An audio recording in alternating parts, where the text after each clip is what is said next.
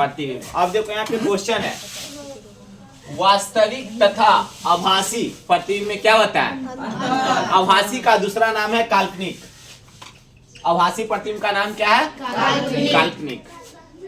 वास्तविक प्रतिबिंब, पहले देखेंगे वास्तविक प्रतिबिंब में कैसा उसका आकार बनता है और वह किस तरह का प्रतिबिंब है।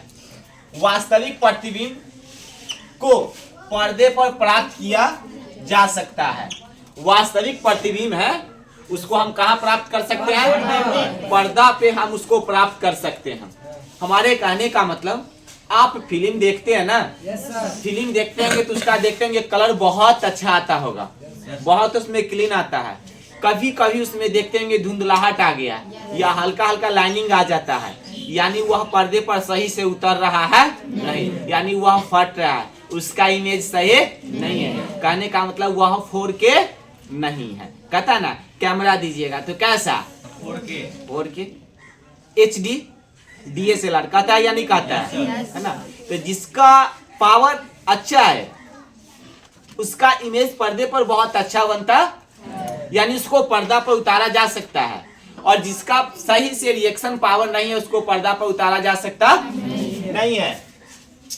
नंबर 2 में क्या कहता है? वास्तविक प्रतिबिंब सदैव, सदैव का मतलब हमेशा, सदैव का मतलब हमेशा उल्टे होते हैं।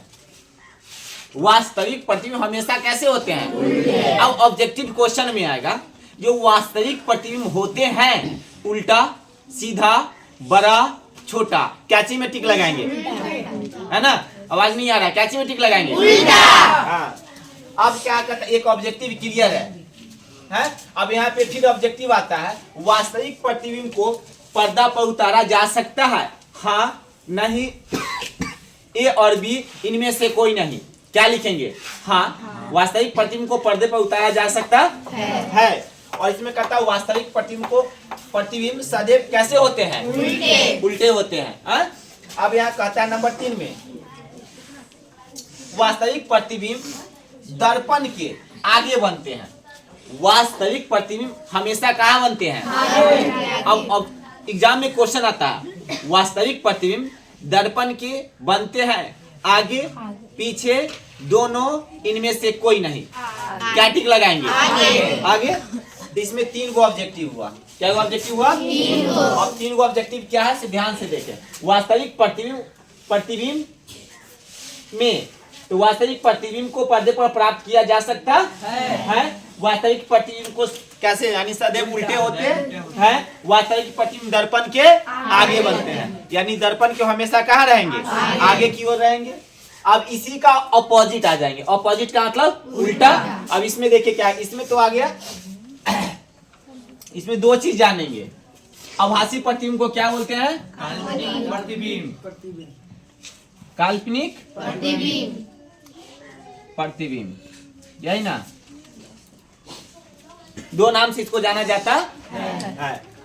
अब आभासी प्रतिबिंब को पर्दे पर प्राप्त नहीं किया जा सकता। आभासी प्रतिबिंब को क्या चीज पर नहीं प्राप्त किया जा सकता? यानी इसको पर्दे पर हम उतार सकते नहीं है। आभासी प्रतिबिंब सदैव सीधे होते हैं। आभासी प्रतिबिंब क्या होते हैं? सीधे होते हैं, यानी सामने। क्या होते हैं? सामने। उसके बाद क्या था? आभासी प्रतिबिंब दर्पण के पीछे बनते हैं। आभासी प्रतिबिंब दर्पण के कहाँ बनते हैं? पीछे। अब इसमें उसका अपोजिट 3 क्वेश्चन आता है। क्या आता है? फिर ध्यान से सुनिए। आभासी प्रतिबिंब को पर्दे पर प्राप्त नहीं किया जा सकता है, इसको नहीं किया जा सकता। क्लियर? दूसरा कहता है आभासी प्रतिबिंब सदैव कैसे होते हैं? अब क्या होते हैं? सीधे होते हैं। क्लियर? अब यहाँ पे क्या कहता है? आभासी प्रतिबिंब दर्पण के कहाँ होते हैं? पीछे होते हैं। यही 3 ऑब्जेक्टिव हुआ, और तीनों मैट्रिक एग्जाम में है। ऐसे भी कोई इंडिविजुअल एग्जाम हो या कंपटीशन का एग्जाम हो, वहां पे ये क्वेश्चन ऑब्जेक्टिव है। लेकिन आप अगर किताब पढ़ते हैं तो इसमें समझ में आता नहीं है जो ऑब्जेक्टिव कैसे बना। अब ध्यान में आपको पहले ही आ गया कि यहाँ क्या है, आभासी या काल्पनिक, यही ना। तो आभासी काल्पनिक में प्रतिबिंब अगर बनता है तो कैसा बनता है? क्लियर? दूसर का क्या है सीधे, तीसर का क्या है। अब इसमें देख लीजिए क्या कहता है, वास्तविक प्रतिबिंब पर्दे पर प्राप्त किया जा सकता है, इसको प्राप्त किया जा सकता। वास्तविक प्रतिबिंब सदैव उल्टे होते हैं,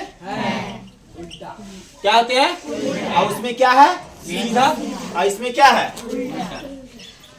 उल्टा। अब क्या वास्तविक प्रतिबिंब दर्पण के कहाँ आते हैं, आगे, इसमें उतारा जा सकता है।